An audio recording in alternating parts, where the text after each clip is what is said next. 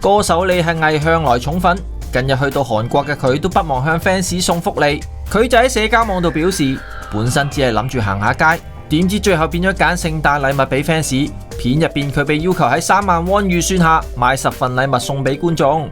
Jennie 好快就睇中實用又可愛嘅物，當佢見到佢中意嘅卡通人物 Snoopy 物嗰陣，就愛不釋手。買完物佢就見到寫有幸字嘅飾物，雖然有啲貴，但係佢就覺得好代表自己，於是決定買翻嚟做大獎。最後喺有限嘅金額之下，佢決定買2條頸巾。最搞笑係當佢見到一條紅白色頸巾嗰陣，佢就即刻話：我突然間覺得佢好似，我唔知出唔出得街。